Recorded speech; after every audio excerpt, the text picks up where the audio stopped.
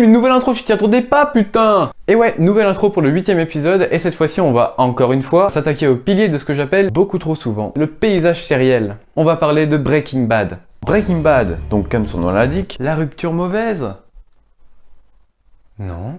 Breaking Bad est une expression du sud des États-Unis qui signifie prendre un mauvais chemin. Une série préquelle nommée Better Call Saul qui narre les commencements de Jimmy McGill, l'avocat de Walt et de Jesse dans Breaking Bad, est sortie il y a peu de temps en février 2015. 2 saisons sont actuellement terminées et une 3ème est en cours de préparation. Breaking Bad est diffusé de janvier 2008 à septembre 2013 sur la chaîne américaine EMC. Oui, la chaîne qui diffuse actuellement Humans, Fear the Walking Dead et bien évidemment Better Call Saul. Cette série compte 5 bonnes saisons à son actif. Alors dans Breaking Bad, qu'est-ce qui s'y passe? Le premier épisode commence donc sur un pantalon qui vole. Mais à peine avoir eu le temps de dire salsifis décongelé, que le personnage principal de la série se montre à nous, à savoir Walter White, un professeur de chimie au volant d'un camping-car avec 2 morts à l'arrière. Pour un début de série, c'est plutôt mouvementé. Walt est pris de panique en entendant les flics arriver et prend alors une caméra pour adresser certains messages. Je m'appelle Walter Hartwell White. Skyler, tu es l'amour de ma vie. Walter Junior, je t'aime tellement, mon grand. Nous découvrons alors sa maison, ce qui nous permet de voir pour la première fois Skyler, sa femme... Il se passe quoi déjà quelques saisons après? Ah mais oui! Ce spoiler vous a été offert par les entreprises Travenco. Nous découvrons également leur fils Junior. Et vu que c'est l'anniversaire de Walt, ce dernier va mettre des punchlines. Alors, ça fait quoi d'être un vieux? Ça fait quoi d'être un petit con?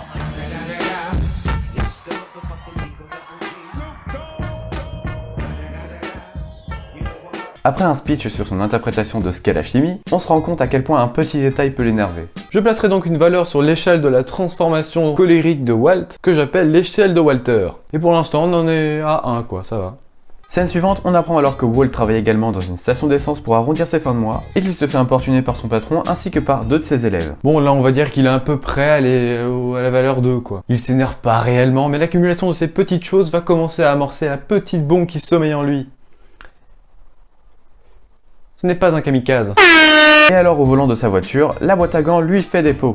Oh bah tiens, c'est plutôt un mauvais jour pour Walter. Arrivé à sa fête surprise qui fait alors retomber la pression, on rencontre plusieurs personnages comme Mary, la sœur de Skyler, et Hank, employé des services des stupes. Et là, attention, première apparition de la méthamphétamine à la télévision. Méthamphétamine interceptée par Hank, ou Hank, le beau-frère de Walter.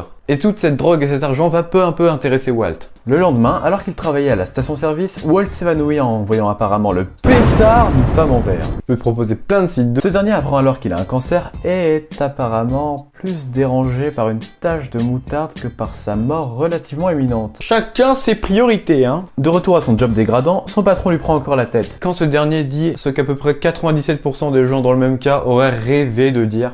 Mais t'es là pour bosser ou pour rêver ou je ne sais pas quoi. Allez, viens. Va te faire foutre, Bogdan. Ouais, il s'en fout. Il a le cancer. Une belle symbolique nous arrive dans la face, mais j'en parlerai plus tard. Walt appelle alors Hank pour lui dire qu'il serait d'accord pour assister à une intervention policière contre les trafiquants de meth. Hank et Steven, son partenaire alors parti en renfort, laissent Walt dans la voiture. Et c'est alors qu'on a le droit à la première apparition d'Aaron Paul alias Jesse Pinkman, quand tout d'un coup... Boobs! Ouais. Et vu qu'on est sur YouTube et que je suis plutôt un connard, vous devrez regarder cet épisode pour voir quoi que ce soit. Walter reconnaît alors Jesse, un de ses anciens élèves, qui s'avère apparemment être la personne que ses policiers recherchaient et le traque alors jusqu'à chez lui. Captain Cook. C'est pas toi? Juste après ça, Walt lui expose alors la situation actuelle. Jesse venant de perdre son producteur de meth. Walt lui propose alors de s'associer avec lui. Et là c'est le début de la grande aventure. Oui. Les 2 nouveaux larrons se concertent et choisissent de cuisiner dans un camping-car. Ok.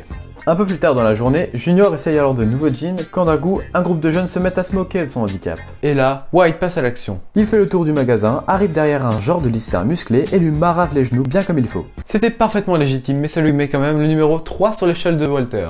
Bien joué Walt. Jesse va voir un gars nommé Emilio, qui s'avère être le cousin du mec qui s'est fait attraper par les flics au début de l'épisode. Pour lui montrer la nouvelle meth bleue qu'ils ont préparée grâce à Walt, quand d'un seul coup le cuistot du début arrive comme une fleur grâce à une facilité scénaristique et contraint alors Jesse à les mener à Walt. Il y a embrouille, Emilio reconnaît Walt et les prennent alors en joue. Ah bah voilà hein. C'est pour ça la facilité scénaristique. Et oui, Jamie, il fallait effectivement 2 personnes si l'on veut que Walt et Jesse soient alors en position de faiblesse. Car s'il y avait eu qu'une seule personne, Jesse et Walt auraient probablement pris l'avantage. Tu vois, Jamie, les facilités scénaristiques, c'est pas sorcier. Oui, merci Fred. Walt arrive alors à s'en débarrasser en créant du gaz moutarde. Ce qui est, plutôt radical. Ça tue!